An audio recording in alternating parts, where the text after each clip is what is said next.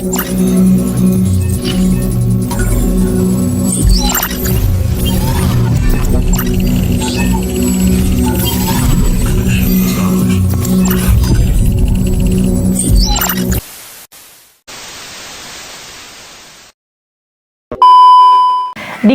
dana hibah secara gratis dan dipakai dananya untuk berwirausaha dari 5 sampai dengan 15 juta rupiah. Apa aja sih Bu langkah-langkah konkret yang sebaiknya mahasiswa lakukan sebelum memulai berbisnis? Zaman sekarang sedikit-sedikit viral. Terus ada yang satu viral, ada satu lagi nanti yang viral nutupin yang viral sebelumnya. Nanti ada lagi viral nutupin viral sebelumnya lagi kan. Saling viral nih ceritanya, saling tindih-menindih ide-ide menarik. Jangan cuma dipakai buat stalking mantan aja ya, teman-teman ya. Halo Sobat Mahasiswa, kita jumpa lagi di podcast Era Revolusi Industri 4.0 by Hima Poliban. Sebelumnya kita sapa dulu nih narasumber kita yang cantik dan luar biasa. Halo, selamat pagi Ibu. Selamat pagi. Gimana Bu kabarnya nih? Alhamdulillah baik. Okay. Jadi pada podcast ini merupakan salah satu agenda dari Divisi 2 Pengembangan Sains dan Skill dari Himpunan Mahasiswa Akuntansi Politeknik Negeri Banjarmasin. Oke, jadi pada podcast kita kali ini akan membahas bagaimana sih menyiapkan karir mahasiswa akuntansi untuk berwirausaha sejak masih kuliah. Sebelum kita lanjut ngobrol-ngobrol santai bersama narasumber kita, perkenalkan dulu saya Tridisi Natalia. Di sini saya sebagai host yang akan memandu podcast kita pada hari ini bersama narasumber yang udah ada di samping saya. Beliau adalah Ibu Nadia Putri Utami, SEMM. Beliau merupakan dosen jurusan akuntansi Prodi D3 Komputerisasi Akuntansi di Politeknik Negeri Banjarmasin. Beliau sebagai koordinator Entrepreneur Training Unit Poliban atau biasa kita kenal ETU Poliban. Untuk sebelum kita membahas lebih dalam tentang berwirausaha, mungkin teman-teman di sini belum tahu apa sih itu Entrepreneur Training Unit Poliban. Bisa dijelaskan Bu, apa sih itu ETU Poliban? Oke, ETU Poliban ya, biasanya kenal dengan ETU Poliban. Karena ada nggak sih teman-teman yang sering jajan di ETU Shop itu?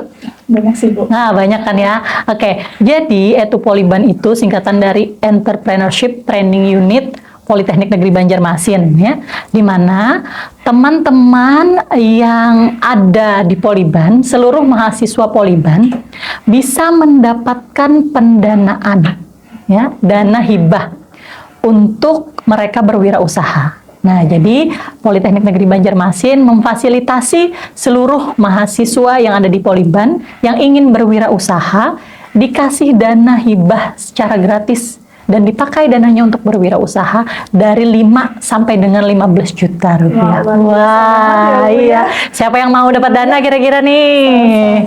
Iya. Jadi kalau misalkan pengen dapat dana hibah, kita harus gabung ke yang namanya PMW atau Program Mahasiswa Wirausaha. Program Mahasiswa Wirausaha ini akan menyeleksi bagi mahasiswa-mahasiswa nantinya yang akan ngasih atau mendaftarkan proposal atau ide bisnisnya. Nah, jadi ide bisnis dituangkan dalam bentuk proposal, kemudian nanti diajukan ke PMW, dan setiap tahun PMW akan mengadakan seleksi. Bagi ide bisnis yang terpilih nantinya akan didanai. Itu tadi dananya bisa dari 5 sampai dengan 15 juta rupiah, tergantung ide apa yang mereka tuangkan dalam proposal bisnis mereka. Seperti itu. Jadi teman-teman nih yang nonton, yang mungkin masih di semester awal ya, bisa join di PMW. Biasanya ada sosialisasinya setiap PKKMB. Nanti PKKMB yang di depan ini ada sosialisasi juga dari ETU untuk pelaksanaan PMW. Jadi yang di semester awal bisa join. Kenapa Ibu bilang di semester awal? Karena kalau yang sudah semester akhir untuk yang D3 di semester 6 atau yang D4 di semester 8 sudah tidak bisa join karena kegiatan PMW itu berlangsung 1 tahun. Nah, maka dari itu yang di semester awal masih bisa join karena 1 tahun ke depan mereka kan belum lulus. Nah, jadi masih bisa bertanggung jawab sama dananya. Kalau yang sudah lulus nanti kabur, gimana nih orangnya? Susah ya. Oke, itu sih untuk penjelasan mengenai Entrepreneurship Training Unit. Terus nih Bu, menurut Ibu mengapa sih Bu penting gitu bagi mahasiswa akuntansi untuk mempertimbangkan karir berwirausaha sejak dini? Oke, mahasiswa akuntansi penting untuk mempertimbangkan karir ya dalam berwirausaha itu karena kita mahasiswa kalau sudah punya modal berwirausaha sedari dini, kita tidak takut lagi nanti lulus mau kerja di mana, tidak khawatir lagi, ya kan ya? Nah, karena kita sudah punya pegangan usaha, walaupun masih skala yang kecil. Tapi ketika kita sudah memulai dari skala kecil ini, bisa saja nanti berkembang lebih besar. Ya, sambil misalkan lulus nanti dijalankan usahanya, sambil juga mencari pekerjaan. Nah, dapat pekerjaan, oh alhamdulillah. Terus ternyata kita juga punya usaha sampingan berwirausaha, jadi double dong income-nya ya. Nah, siapa yang nggak mau punya penghasilan double gitu? Makanya ketika kita sedari dini, zaman kuliah, berani memulai berwirausaha, kekhawatiran kita menghadapi dunia kerja nanti berbeda dengan orang yang tidak punya pegangan sama sekali. Ya, gitu kira-kira. Terus apa sih Bu yang menjadi perbedaan utama gitu antara seorang wirausaha yang memang memahami di bidang akuntansi dengan wirausaha yang memang belum memiliki latar belakang akuntansi gitu? Oke ya teman-teman, jadi beruntung sekali teman-teman yang tergabung dalam jurusan akuntansi tentunya, karena kita memiliki dasar keilmuan yang baik dan mumpuni untuk berwirausaha. Karena apa? Ketika kita memulai berwirausaha ya nak ya, ada hal-hal yang harus diperhitungkan. Nah, perhitungan-perhitungan awal biasanya itu disebut anggaran. Nah, sudah kuliah dong anggaran ya? Nah, sudah. Berarti bisa nih memulai usaha. Sudah bisa menganggarkan. Kira-kira apa nanti yang akan kita buat dalam wirausaha ini? Harus dianggarkan dulu. Oh, harus menganggarkan A, B, C, dan D dengan semua biaya-biayanya. Sudah tahu anggarannya. Nah, kemudian bisa menjalankan wirausaha. Di awal kan selalu ada anggaran dulu. Terus juga hubungannya dengan mata kuliah akuntansi biaya. Dalam berwirausaha tentunya ada biaya-biaya yang harus dikeluarkan kita sebagai pengusaha. Nah, kalau orang yang tidak memahami akuntansi, pastinya mungkin pencatatan biaya yang sekadarnya saja, yang mereka pahami saja, berbeda dengan kita yang memang dari akuntansi, memahami biaya apa-apa saja yang perlu dikeluarkan, yang nantinya akan menjadi penambah biaya dan akan berhubungan dengan harga jual.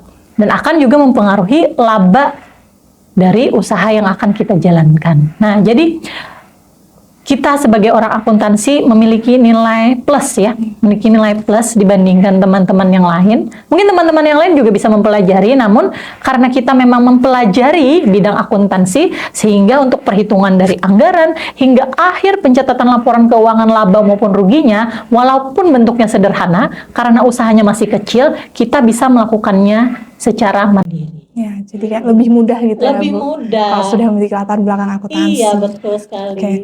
Terus untuk memulai sebuah bisnis gitu ya Bu, pastinya kita sebagai mahasiswa harus mempunyai langkah-langkah konkret gitu Bu.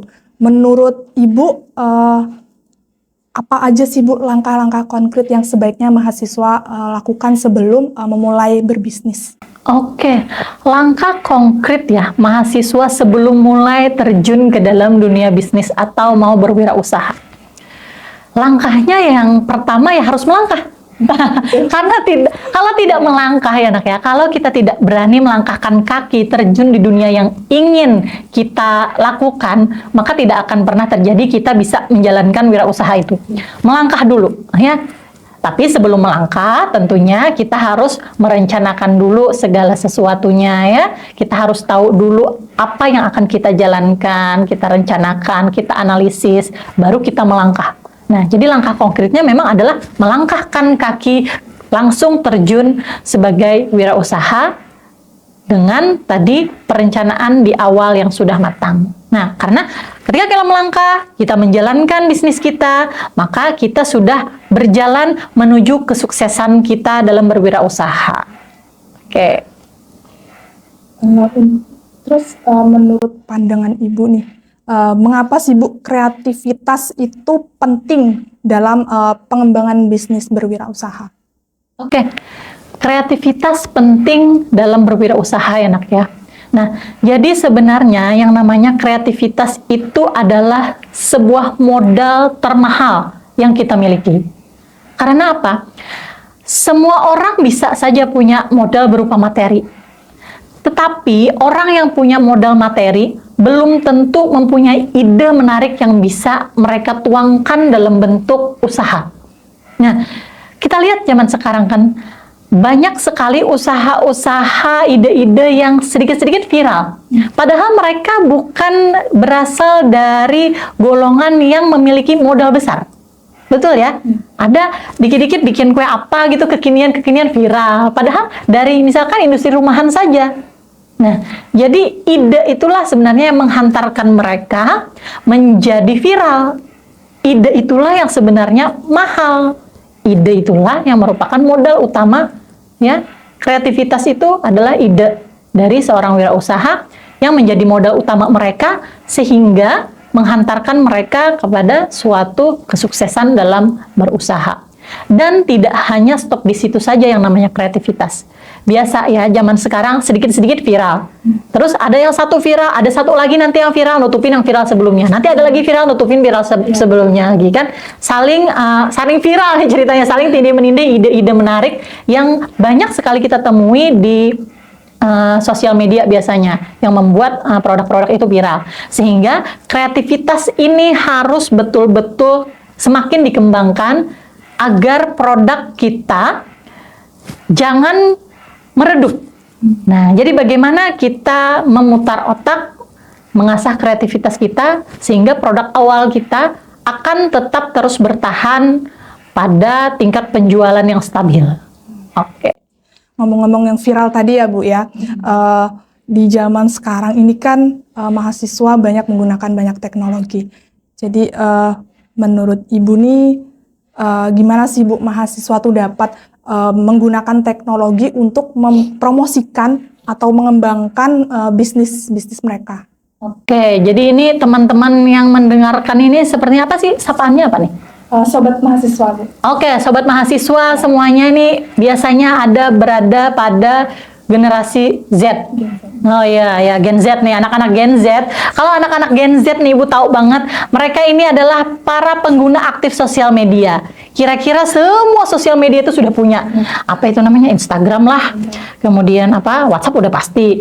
Facebook, TikTok, apaan lagi ya sekarang? Twitter. Lengkap kayaknya ya.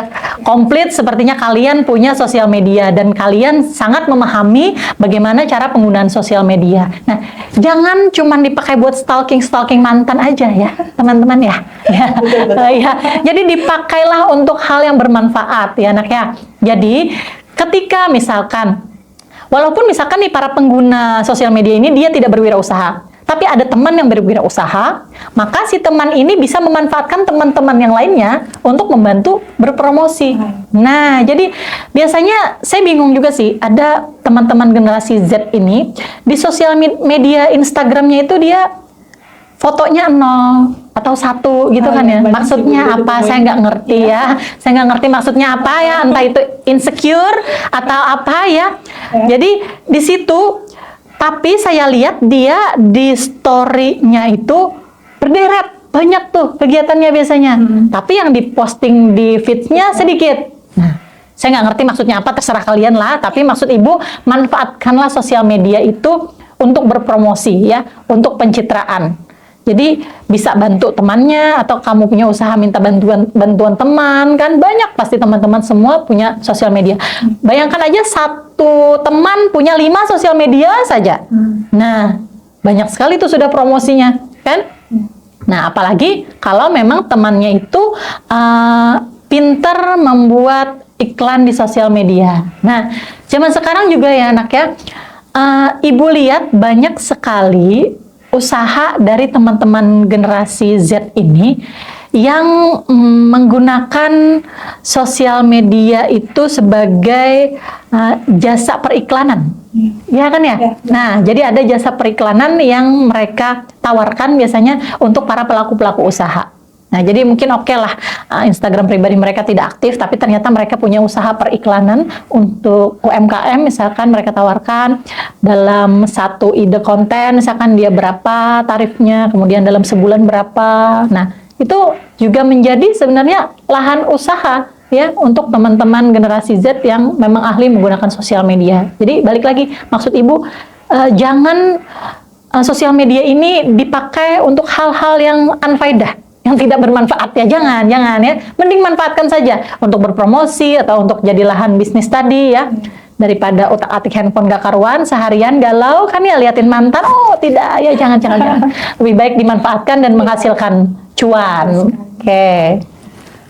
Selanjutnya, bagaimana sih Bu pengalaman praktis atau magang dapat membantu mahasiswa untuk mempersiapkan diri sebagai wirausaha? Oke. Nah, jadi teman-teman ya, biasanya kan kalian di semester 5 ya, magang ya teman-teman ya. Jadi teman-teman magang di semester 5 itu merupakan sebuah batu loncatan sebenarnya. Karena apa? Ketika magang itu teman-teman masuk ke dalam dunia kerja secara langsung, kalian akan melihat bagaimana sih sebenarnya lingkungan pekerjaan itu. Kalian akan melihat bagaimana sih orang-orang di dalam lingkungan kerja itu berinteraksi. Nah, apa hubungannya Bu dengan berwirausaha? Jelas ada ya. Ketika kita berwirausaha, kita harus pandai berinteraksi dengan siapapun, khususnya konsumen kita, khususnya supplier kita. Nah, jadi interaksi itu dibangun dari kita kepada konsumen, sama seperti kita ketika magang misalkan, bagaimana kita bekerja dengan orang baru di tempat magang kita, bagaimana kita bekerja sama dengan orang yang baru. Konsumen kan biasanya kan orang-orang baru ya, orang-orang tidak dikenal biasanya, malah bisa menjadi akrab misalkan, malah bisa jadi langganan. Nah, bagaimana untuk menciptakan hal itu? Belajar berinteraksi, belajar bersosialisasi, belajar bekerja sama yang baik. Nah, itu kita latih dari kita magang. Kita magang belajar berinteraksi, bersosialisasi, bekerja sama. Mengerjakan mungkin di tempat magang, teman-teman jangan mengharapkan ketika magang nanti mendapatkan pekerjaan yang berat di kantornya. Jangan ya. Karena kan orang di kantor itu sudah mempunyai job desk-nya masing-masing. Kalian itu ditugaskan di sana untuk membantu. Nah, pasti akan diberikan pekerjaan-pekerjaan yang ringan-ringan saja. Tapi walaupun pekerjaan itu ringan, jangan pernah menganggap remeh. Jangan pernah menganggap sepele, kerjakan dengan sepenuh hati. Dengan itu orang melihat, oh ini anak ternyata bagus pekerjaannya. Percaya, kita mendapatkan kepercayaan orang lain. Maka orang lain akan memberikan tugas yang mungkin bebannya ditambah lagi sedikit lebih berat lagi. Sama ketika berwirausaha.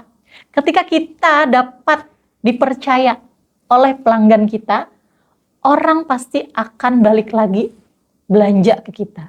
Mereka akan loyal dengan kita.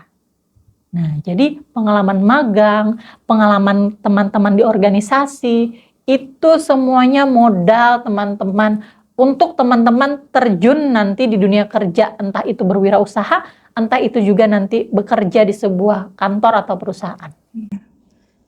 Jadi sangat bermanfaat banget gitu Iya. ya, apalagi yang khususnya mahasiswa-mahasiswa nih yang punya organisasi gitu, jadi harus dimanfaatkan gitu ya. Untuk tantangan itu pasti ada ya Bu ya di setiap apapun itu. Terus untuk mahasiswa yang ingin berwirausaha ini apa sih Bu tantangan utama bagi mereka untuk menjalani wirausaha ini dengan studi akuntansi? Oke, tantangan mereka yang ingin berwirausaha ini jika dikaitkan dengan studi mata kuliah kita akuntansi ya, tentu saja tantangannya adalah kalian betul-betul paham apa tidak ketika belajar di kampus gitu. Nah, jadi Yang namanya kita kuliah di akuntansi sudah Ibu sebutkan tadi bahwa kita sudah belajar anggaran, kita sudah belajar akuntansi biaya, kemudian kita belajar juga pengauditan, kemudian mata kuliah manajemen mutu, ya. Banyak sekali sebenarnya yang berkaitan dengan kewirausahaan. Nah, tantangannya, apakah kalian sudah betul-betul belajar dan memahami ketika kuliah? Ketika teman-teman sudah betul-betul belajar, kemudian memahami mata kuliahnya itu, dijamin ketika ingin berwirausaha, pasti lebih mudah mengaplikasikan keilmuan tersebut di dunia nyata. Ya, jadi tantangannya sebenarnya sudah betul-betul belajar apa belum? Atau jangan-jangan kuliah masuk kelas ngantuk ketiduran? Ya jangan. Tapi saya yakin teman-teman di akuntansi sudah belajar dengan sungguh-sungguh. Teman-teman sudah pasti memahami mata kuliah akuntansi yang tentunya ini berkaitan dengan kewirausahaan, pasti bisa menjalankan wirausahanya dengan baik. Apalagi juga ada mata kuliah kewirausahaan kan? Ya, ada. Nah, ada mata kuliah kewirausahaan. Jadi sudah diajarin juga nih mata kuliah kewirausahaan bagaimana sih cara memulai ini. Nah, kalau betul-betul mengikuti perkuliahan, saya yakin tantangannya pasti akan terlewati. Oke. Terus bagaimana sih Bu kurikulum pendidikan kewirausahaan itu dapat disesuaikan untuk mempersiapkan mahasiswa akuntansi menjadi wirausaha di masa depan? Oke, untuk kurikulum mata kuliah kewirausahaan ya nak ya. Jadi menurut Ibu bahwa kurikulum di mata kuliah kewirausahaan ini sudah sangat mendukung untuk mahasiswa berwirausaha. Karena apa? Dalam mata kuliah kewirausahaan, Ibu selalu memberikan kesempatan kepada seluruh mahasiswa untuk betul-betul terjun berwirausaha. Walaupun skalanya pasti kecil ya, skalanya kecil. Namun betul-betul dilaksanakan di semester itu. Belum lagi juga di mata kuliah kewirausahaan ini Ibu juga mengkolaborasikan perkuliahan dengan praktisi yang memang betul-betul berasal dari orang yang memahami kewirausahaan. Nah, jadi selain dari dosen yang ada di kampus, kita juga mengundang praktisi untuk berkolaborasi, sehingga keilmuan yang mereka dapatkan tidak hanya berasal dari teori yang ada di kampus, tetapi hal yang betul-betul terjadi di lapangan juga di-share oleh dosen praktisi. Ditambah lagi praktek langsung. Teman-teman mata kuliah kewirausahaan berpraktek langsung, berjualan langsung di semester itu, sehingga mereka akan memiliki pengalaman sebenarnya berwirausaha itu seperti apa. Jadi menurut Ibu untuk kurikulum sudah sangat mendukung bagi mahasiswa yang ingin berwirausaha. Jadi untuk kurikulum udah sangat mendukung nih ya Bu. Cuman ada biasanya permasalahan-permasalahan mahasiswa itu di modal ya Bu, atau finansial gitu. Jadi gimana sih Bu cara terbaik mahasiswa gitu untuk mengatasi hambatan finansial dalam memulai bisnis? Kan biasanya seorang mahasiswa itu kantongnya kecil ya Bu, maksudnya uang sakunya itu cukup buat jajan aja gitu. Oke, betul. Cukup buat jajan aja biasanya ya. Buat skincare aja nggak cukup ya. Oke, jadi teman-teman ya, ketika kita ingin berwirausaha tapi kita tidak punya modal, nah ini tadi balik lagi. Kalau di Poliban sudah memfasilitasi melalui tadi PMW, Program Mahasiswa Wirausaha. Jadi kalian teman-teman mahasiswa ini tolonglah aktif di kampus itu cari informasi. Nah, contohnya kalau kita di Poliban, oh ternyata ada dana nih yang bisa saya dapatkan untuk berwirausaha. Joinlah ke PMW, dapat tuh modal awal. Nah, itu salah satu jalannya. Kemudian yang kedua, ternyata seperti temannya yang sudah di semester akhir baru kepikiran untuk berwirausaha. Oh, saya sudah di semester akhir, saya sudah tidak bisa gabung di PMW. Bagaimana saya mendapatkan modal? Sedangkan saya juga tidak punya uang saku yang cukup banyak untuk dijadikan modal. Ajak teman-teman lain yang satu visi. Ajak teman-teman yang ingin berkolaborasi. Ajukan ide kalian ke teman-teman kalian, mungkin teman-teman organisasi kah, atau teman-teman nongkrong kah, aku punya ide nih, gimana kalau kita berwirausaha, tapi kita modalnya patungan ya, karena kan aku juga tidak cukup nih kalau mau modal sendiri misalkan, bisa ya, jadi ajakin teman-teman, atau tadi ikut PMW. Terus lagi misalkan gimana lagi ya caranya, misalkan teman-teman nggak mau juga nih diajakin buat patungan misalkan. Nah, teman-teman nggak mau diajakin buat patungan, gimana lagi? Nah, sebenarnya ide itu kalian suarakan saja ke misalkan orang terdekat, entah itu orang tua kah. Nah, siapa tahu ya ada dukungan dari keluarga, boleh ya.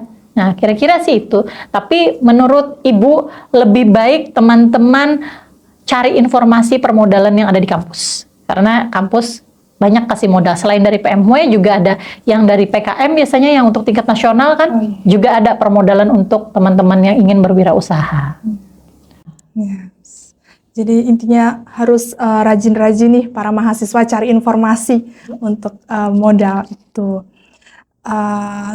Terus untuk selanjutnya nih Bu, menurut pandangan Ibu, mengapa sih Bu membangun jaringan profesional itu sangat penting bagi mahasiswa untuk memulai bisnis khususnya di bidang akuntansi?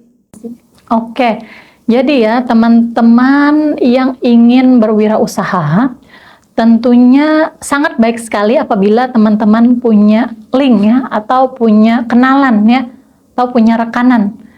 Kayak contoh aja, kita mau memulai usaha konveksi yang sederhana saja, misalkan ya, punya usaha konveksi yang sederhana.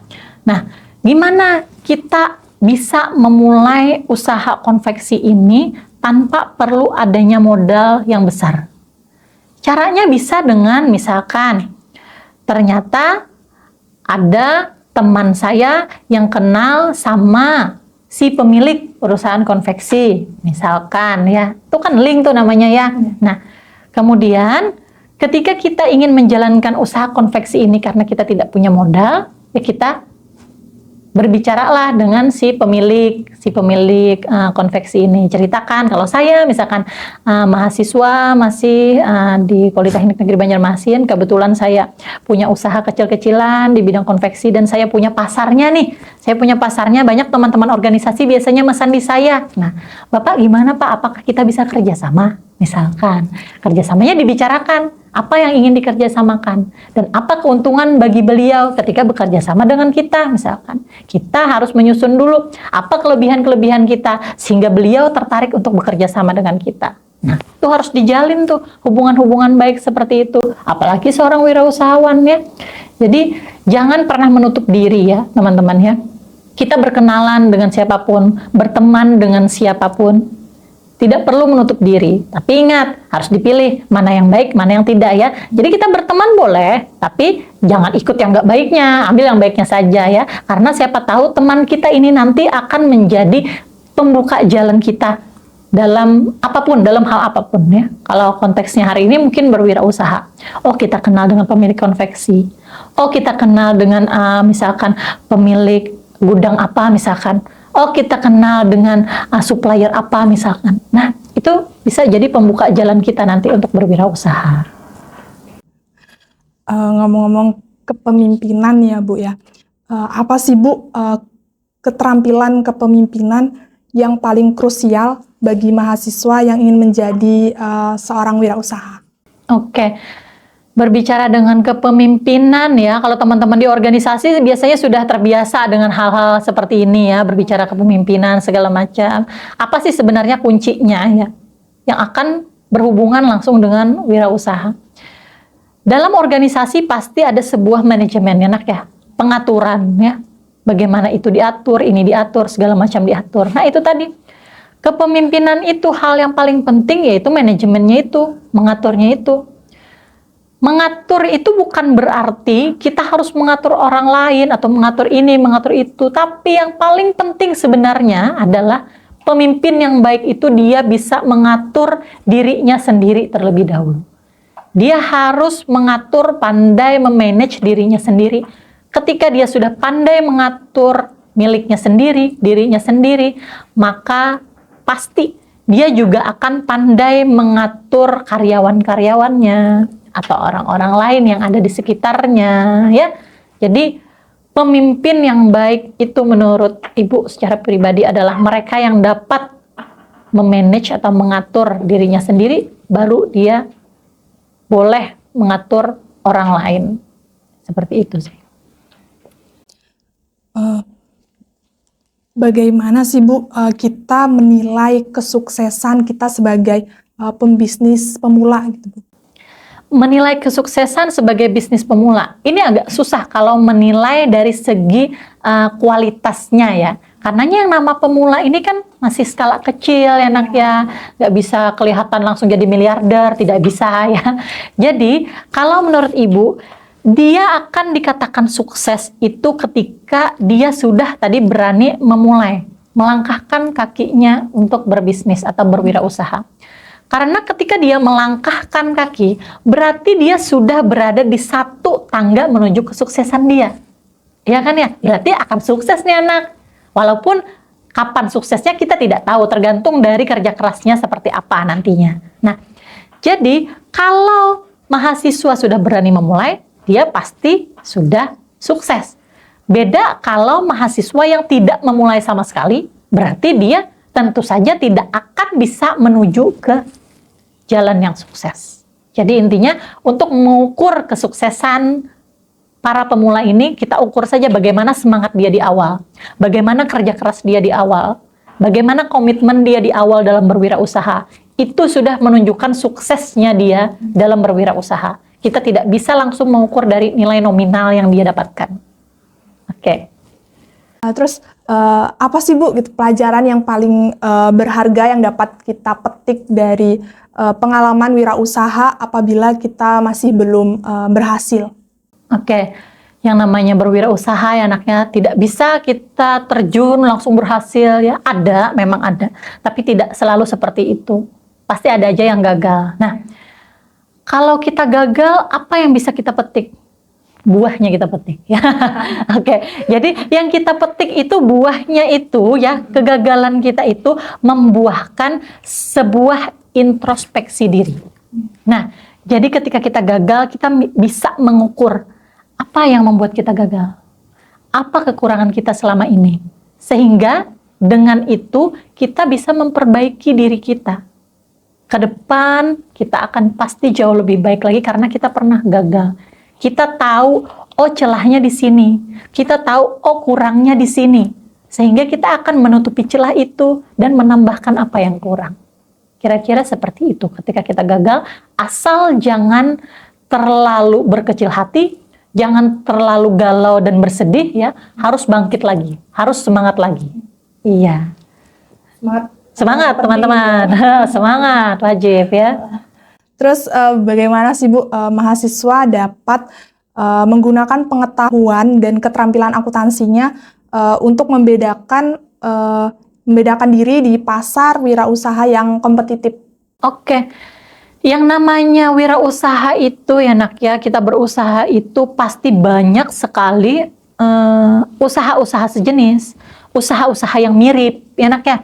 Nah, tapi jangan khawatir ya, yang namanya kita berkompetisi dalam berwirausaha ini pasti ada saja jalan rezekinya masing-masing, kita yakini itu. Dan kita punya kelebihan itu tadi ya teman-teman, kita orang akuntansi yang sudah memiliki keilmuan dalam berbagai perhitungan biaya-biaya dari awal penganggaran, menghitung biaya-biaya, kemudian sampai menemukan celah ketika kesalahan pencatatan biaya, hingga menyusun laporan keuangan, istilahnya kita sudah bisa. Nah, kelebihan kita di situ.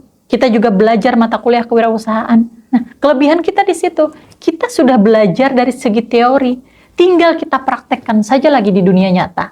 Ya, berbeda dengan orang-orang yang mungkin, maaf nih, tidak punya kesempatan untuk berkuliah. Mereka tidak punya bekal keilmuan secara teori di kampus. Mereka belajar semuanya otodidak. Tapi mereka yang otodidak itu pun dengan semangat yang luar biasa bisa sukses. Apalagi kita yang sudah memiliki dasar keilmuan yang kuat, tinggal mempraktekkan saja di lapangan, kenapa kita tidak sukses? Kita pasti bisa lebih sukses daripada itu. Iya, gitu kira-kira. Harus menjadi pacuan juga ya Bu buat kita. Iya, betul. Iya. Terus menurut Ibu nih, apa sih Bu strategi terbaik untuk mengelola resiko dalam memulai dan mengembangkan sebuah bisnis? Oke. Strateginya ya, strategi terbaik untuk mengelola risiko itu sebenarnya kalian tadi sebelum kita memulai bisnis, usahakan selalu melakukan analisis terlebih dahulu. Banyak yang harus kalian analisis ketika kalian ingin memulai bisnis, ya. Analisis pasarnya juga, ya. Analisis biaya yang akan digunakan, ya. Nah, jadi kalau kalian sudah menganalisis dari berbagai aspek sebelum kalian memulai bisnis, itu pasti akan mengurangi resiko yang akan kalian dapatkan. Berbeda dengan teman-teman yang misalkan mau berwirausaha asal aja nyemplung gitu, nyemplung nggak tahu pasarnya, peminatnya siapa, nggak jelas, biaya modalnya berapa juga nggak tahu, ya kan, nggak hitung-hitung dulu, semuanya nggak terencana, bagaimana pemasarannya juga dia nggak pikir, nyemplung aja langsung berwirausaha, ya jelas resikonya jauh lebih besar. Dia misalkan jualan cookies yang kecil-kecil warna-warni, jualannya di kampus misalkan. Mungkin ada yang minat, tapi kan pasarnya agak melenceng. Harusnya ke anak-anak SD gitu kan. Nah, itu salah satu analisis yang harus dilakukan, ya, analisis pasar yang harus dilakukan ketika ingin berwirausaha. Jangan asal nyemplung aja berwirausaha itu. Lakukan analisis yang kuat dari berbagai aspek. Ketika sudah terangkum semua analisis kita, baru kita merencanakan bisnis kita, sehingga ketika kita menjalankan pun risikonya pasti akan sedikit. Ya, gitu kira-kira. Terus untuk gimana sih Bu itu peran kegiatan ekstrakurikuler atau organisasi mahasiswa dalam mempersiapkan mahasiswa untuk jadi seorang wirausaha? Oke, jadi saya sih merasa teman-teman organisasi, ya, teman-teman yang tergabung biasanya dalam berbagai kegiatan yang diselenggarakan di kampus itu adalah orang-orang yang hebat. Kenapa saya bilang teman-teman organisasi dan biasa aktif di berbagai kegiatan itu adalah orang-orang hebat? Karena kalian orang-orang yang memiliki soft skill yang kuat. Nah, soft skill inilah yang memang diperlukan dalam dunia nyata. Ibu sebut dunia nyata ini tidak nyata sekarang, ya, tidak, bukan seperti itu. Maksud Ibu, ketika kalian nanti lulus, kalian itu terjun dalam dunia nyata karena kalian harus mencari pekerjaan atau mungkin kalian tadi ingin berwirausaha. Nah, itulah dunia nyatanya nanti yang sebenarnya akan kalian jalankan. Ketika teman-teman ini sudah terasah soft skill-nya, terjun di dunia nyata itu tidak akan canggung lagi, teman-teman. Ya, jadi dunia nyata itu memang selain memerlukan kecerdasan, juga memerlukan soft skill itu. Kecerdasan selain intelektual, kecerdasan soft skill juga sangat diperlukan dalam dunia nyata nanti kalian terjun, ya. Nah, jadi senang sekali ketika saya biasanya bekerja sama dengan teman-teman dari organisasi mahasiswa. Mereka saya lihat sepenuh hati selalu bekerja sama. Mereka biasanya juga sering menawarkan bantuan. Nah, jadi jangan dianggap ketika membantu dosen itu nggak ada gunanya. Tidak, ya teman-teman. Itu juga akan membuka peluang kalian untuk punya relasi. Biasanya dosen ada kegiatan pengabdian di mana dengan siapa, misalkan kalian diminta bantuan tuh, otomatis kalian juga kenal dong dengan relasinya. Ya, betul. Nah, jadi semakin sering kalian bekerja sama dengan dosen, baik itu penelitian maupun pengabdian, akan banyak sekali bekal yang akan kalian bawa nanti terjun setelah kalian lulus. Nah, jadi soft skill itulah yang akan menghantarkan kalian dalam menuju kesuksesan kalian, baik itu bekerja maupun berwirausaha, ya. Jadi soft skill ini sangat diperlukan untuk teman-teman mahasiswa. Jangan cuman kuliah pulang, ya kupu-kupu, ya, mahasiswa kupu-kupu. Jangan, ya, jangan, ya. Jadi bersosialisasilah, bekerja samalah, berorganisasilah, ya, yang aktif di kampus. Pasti kalian akan mendapatkan banyak sekali keuntungan dari itu. Terus gimana sih Bu, mahasiswa itu dapat memilih atau memanfaatkan mentor atau pembimbing yang tepat dalam perjalanan wirausaha tersebut? Oke, kalau untuk mentor atau pembimbing, ya teman-teman, ya, mungkin kalau misalkan tergabung dalam tadi kayak contoh program mahasiswa wirausaha, memang akan dibagi tuh pembimbingnya. Karena kan dia didanain oleh Poliban, dana berupa hibah, dia akan mendapatkan pembimbing masing-masing di setiap ide. Berbeda misalkan teman-teman berwirausaha sendiri. Kan tidak ada tuh punya mentor. Nah, tidak ada tuh punya pembimbing. Bagaimana caranya? Nah, caranya gampang sekali.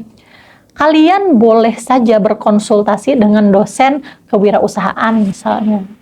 Kemudian kalian juga bisa saja berkonsultasi dengan teman-teman yang mungkin pernah mendapatkan dana hibah PMW, boleh. Atau kalian juga bisa berkonsultasi dengan para pemilik usaha, juga boleh. Ya, jadi jangan menutup diri dan jangan malu untuk bertanya. Ya, tidak perlu kita malu untuk bertanya ketika kita ingin atau memerlukan suatu informasi yang akan bermanfaat bagi kita. Jangan malu, tanyakan saja kepada siapapun yang menurut kalian, oh ini orangnya bisa nih saya tanyain. Oh beliau nih kayaknya berpengalaman nih. Nah saya tanya, nah saya pilihlah ini. Ya jangan juga asal-asalan misalkan pilih ke siapa nanyanya ya. Kalian harus lihat dulu yang kalian tanyain kan. Kalian pasti bisa memilih, oh ini pengusahanya nih sukses nih, boleh nggak kira-kira nanti saya tanya nanti. Nah itu tanya. Atau sama dosen, oh ini dosen kewirausahaan. Nanti nanyanya ke dosen agama misalkan. Ya jadi tausiah ya kalau dosen agama ya. Nah, dosen kewirausahaan tanyanya boleh. Oke. Apa sih kayak strategi yang efektif gitu Bu untuk membangun personal branding kita sebagai wirausaha? Oke, strategi efektif membangun personal branding dalam berwirausaha. Tentunya kalian harus punya brand dulu dan kalian harus punya akun sosial medianya di brand kamu itu. Jadi brand apa misalkan ya, brandnya A misalkan. Harus punya akun sosial medianya. Kalau perlu tuh yang macam-macam tuh tadi TikTok, Instagram, bla bla bla bla itu semua ada gitu ya. Jadi kalau orang yang suka main Facebook ngelihat akun Instagram kalian, oh ada nih produk ini misalkan. Nah, dan di setiap sosial media terkait dengan brand yang kamu bangun itu usahakan aktif. Paling tidak ada postingan-postingan terkait dengan produk-produk yang akan kamu jual. Ya, jangan silent aja tuh sosial medianya. Jangan kayak sosial media kalian-kalian itu yang cuma satu foto ya, jangan ya kalau mau jualan. Percuma ya. Yang namanya jualan kita harus narsis ya nak ya. Narsis dalam hal bukan foto pribadi kita, jangan malah nggak laku nanti jangan. Jadi narsisnya di sini adalah kalian akan memposting terus produk kalian. Nah, jadi di setiap sosial media ini silahkan kalian posting terus tuh produk-produk kalian. Kalian posting terus tuh aktivitas-aktivitas jualan kalian. Kalian posting terus tuh di sana testimoni-testimoni atas produk yang sudah dibeli oleh pelanggan. Biasanya ada testimoninya nih, ya kan? Oh enak sekali. Oh ini. Nah itu di capture biasanya kan. Kemudian diposting. Nah ini bukti bahwa brand saya ini oke. Nah terbangunlah di situ kan personal brandingnya untuk si produk ini misalkan. Tuh tadi, jangan vakum sosial medianya ini, harus terus aktif. Karena pengguna sosial media ini, dia selalu aja buka-buka sosial media. Kalau kalian aktif, pasti ada aja tuh lewat biasanya di feeds mereka, ada aja lewat di beranda mereka. Nah, seperti itu. Jadi, memang pemanfaatan teknologi zaman sekarang sangat mempengaruhi dalam berwirausaha. Ya, teman-temannya. Jadi, manfaatkan itu sebaik mungkin. Oke Bu, terus untuk bagaimana sih Bu pendekatan terbaik untuk mengembangkan rencana bisnis yang komprehensif sebagai langkah awal dalam berwirausaha? Oke, bisnis secara komprehensif atau secara keseluruhan ya teman-teman ya, bahwa itu tadi sudah dijelaskan, Ibu sebelumnya sudah menyebutkan bahwa kita harus melakukan analisis. Nah, jadi analisis ini penting di awal sebelum kita melakukan atau terjun dalam dunia wirausaha atau bisnis. Jadi aspek apapun yang terkait dengan ide bisnis kita harus dianalisis dulu, jangan sembarangan ya, jangan asal-asalan ya. Karena kalau tadi kita sembarangan, kita asal-asalan, maka nanti resiko yang akan kita dapatkan itu pasti cenderung besar. Tetapi ketika kita sudah melakukan analisis secara spesifik dengan ide yang akan kita jalankan, pasti nanti resikonya juga minim. Ya, jadi seperti itu sih menurut Ibu. Gimana sih Bu mahasiswa dapat mengenali dan memanfaatkan tren dan perubahan pasar dalam mengembangkan bisnis. Oke, tren ya. Teman-teman pasti udah tahu banget nih kalau yang apa-apa viral tuh tahu, makanan viral tahu, berita viral tahu, pasti semuanya melalui sosial media. Nah, jadi teman-teman, kita bisa menjadi seorang wirausahawan misalkan di bidang kuliner. Ada yang memanfaatkan makanan-makanan viral untuk dijadikan idenya. Jadi setiap ada yang viral, dia bikin juga nih, karena misalkan dia mempunyai kemampuan dalam memasak atau bikin kue atau apa, dia pintar, sehingga ada yang viral dia bikin, dia pasarkan laku. Kemudian ada yang viral lagi, dia bikin lagi, dia pasarkan laku. Ada seperti itu. Jadi memang ada pengusaha yang memang selalu memanfaatkan berita-berita viral untuk dijadikan usahanya. Ada. Tetapi kita tidak bisa juga selalu bergantung pada berita viral ya teman-teman ya. Nah, jadi walaupun ada tren A, tren B, nanti tren C, walaupun kita selalu bisa mengikuti tren itu, bukan berarti kita tidak punya produk unggulan kita. Nah, jadi kita ada sebuah produk yang memang kita unggulkan, yang tidak tergerus oleh tren ini. Nah, jadi kita sudah ada produk A misalkan, tetapi ketika ada tren B, kita ngikut aja tren B. Tapi A tetap jalan, B juga jalan. Ikut lagi yang viral nih, ada C lagi nih. Nah, ikut juga kita bikin yang C, karena kita bisa bikin kan. Laku lagi yang C, tapi yang A tetap juga jalan terus. Jadi, tidak bisa kita mengharapkan yang tren terus, karena itu selalu berganti ya. Yang viral itu. Dan kalau sudah nggak viral lagi, orang nggak akan beli lagi. Nah, jadi kita harus punya suatu produk unggulan kita yang akan kira-kiranya laku terus. Terus kita harus mempertahankan gitu ya, Bu. Iya, pertahankan produk unggulannya. Iya. Jadi gimana sih Bu etika bisnis dapat diintegrasikan dalam operasi bisnis mahasiswa? Oke. Etika bisnis ya, etika bisnis kita integrasikan dalam bisnis mahasiswa. Yang namanya etika itu sebenarnya ya anak ya. Etika itu bukan hanya dalam hal bisnis ya. Etika kita berorganisasi, etika kita di rumah seperti apa, di lingkungan kantor seperti apa, di lingkungan kampus seperti apa. Ya ada etikanya masing-masing. Nah, ketika kita menjadi manusia yang beretika, orang akan merasa nyaman pastinya dengan kita. Coba bayangkan, kamu enak nggak misalkan punya teman yang sorry nih, nggak sopan orangnya, kasar orangnya, kira-kira nyaman nggak kamu? Enggak sih. Nggak mau ya pasti. Males ya, malesin banget, ngapain deket-deket istilahnya. Nah, ketika kita adalah orang yang beretika, otomatis orang yang bekerja sama akan nyaman dengan kita. Apalagi kita seorang wirausaha misalkan. Kita seorang wirausaha ini kan pastinya berhubungan dengan pelanggan kita. Bayangkan kalau kita melayani pelanggan kita dengan jutek, dengan marah-marah, malah bisa viral nanti ya. Viral, kabur nanti. Udah kabur, diviralin lagi di sosial media ya. Langsung anjlok usaha kita ya kan, biasanya kan gitu. Kalau ada yang kasar, dikit-dikit diviralin kan. Nah beda, kalau misalkan kita punya etika yang baik, etika kita dalam melayani pelanggan, etika kita dalam bekerja sama dengan supplier misalkan. Nah, ketika dia nyaman dengan kita karena kita baik, sopan dan santun, mereka pasti akan juga balik lagi belanja ke tempat kita misalkan. Itu etika dengan konsumen. Beda lagi misalkan dengan karyawan kita. Misalkan kita sudah berwirausaha, sudah besar, punya banyak karyawan.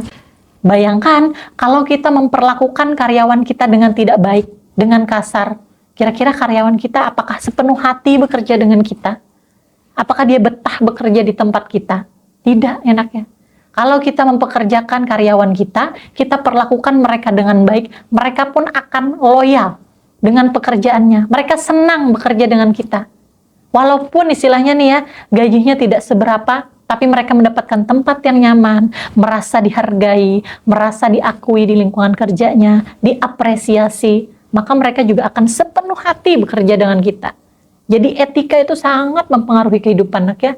Bukan cuman dalam kita berwirausaha, kalian teman-teman di lingkungan organisasi, kalian di lingkungan kampus dengan dosen, di rumah juga. Jadi memang utamakanlah etika itu ya, atau adab ya. Karena adab itu lebih tinggi daripada ilmu.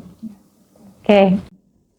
Terus gimana sih Bu gitu pendekatan terbaik untuk menangani tantangan mental atau emosional yang mungkin dihadapi mahasiswa dan dalam memulai bisnis wirausaha.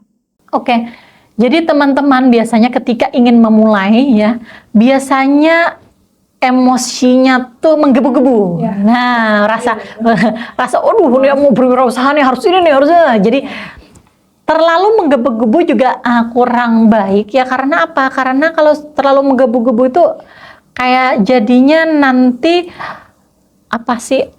Kayak tergesa-gesa. Nah, kalau kita terlalu tergesa-gesa karena menggebu-gebu itu tadi, sehingga kalau di awal tadi kan Ibu jelaskan bahwa sebelum memulai bisnis kita harus menganalisis dulu. Banyak aspek yang harus dianalisis sampai semuanya secara detail baru terjun.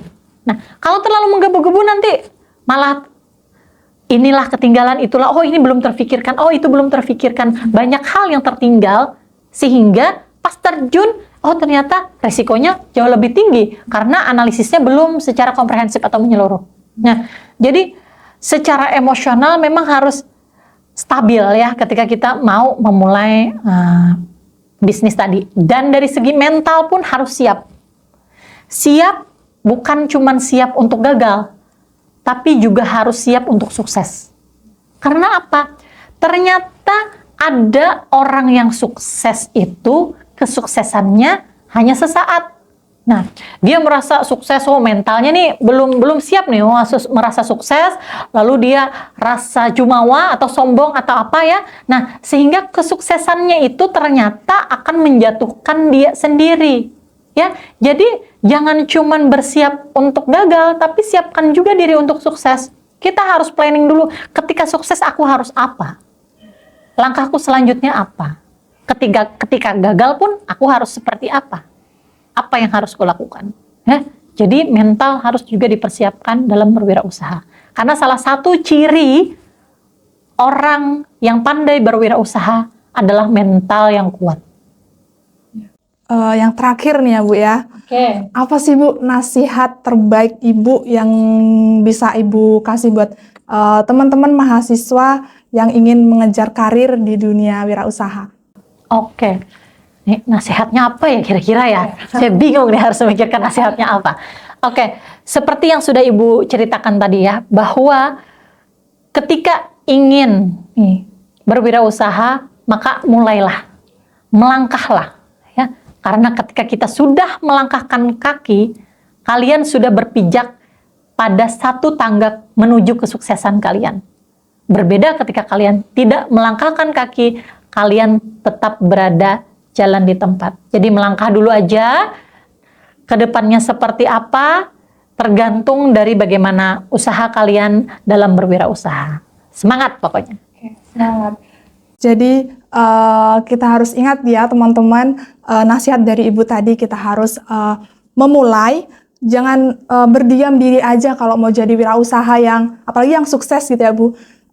Kita juga perlu mempersiapkan terlebih dahulu, kita harus melakukan analisis yang memang perlu kita lakukan untuk jalannya wirausaha yang akan kita jalankan nanti sehingga bisa berjalan dengan sukses. Dan tentunya apalagi bagi teman-teman nih yang punya latar belakang akuntansi akan lebih mudah untuk menjalankan wirausaha ini dan pastinya akan lebih mudah untuk mencapai kesuksesan.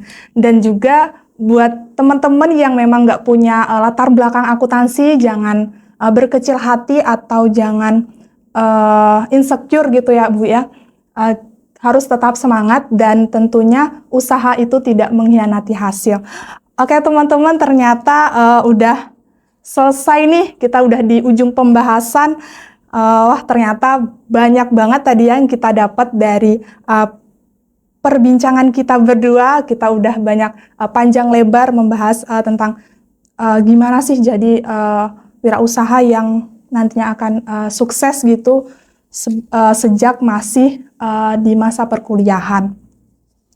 Dan terima kasih juga buat Ibu Nadia sebagai narasumber kita saat ini atas waktu dan kesempatan yang udah Ibu luangkan buat podcast kita pada saat ini. Kita udah banyak ngobrol-ngobrol santai tadi dan juga motivasi yang udah kita dapat dan banyak banget tadi ilmu yang udah kita dapat. Dan teman-teman, sampai bertemu lagi nih di podcast kita selanjutnya dan tentunya dengan tema dan narasumber yang lainnya dan tidak menutup kemungkinan untuk kita bisa bertemu lagi ya Bu ya di podcast selanjutnya. Terima kasih juga buat sobat mahasiswa yang udah mendengarkan podcast kita pada segmen ini, Discuss with Lecture. So buat mahasiswa di luar sana tetap semangat, salam sehat dan selamat menjalani kehidupan sebagai mahasiswa. Bye-bye.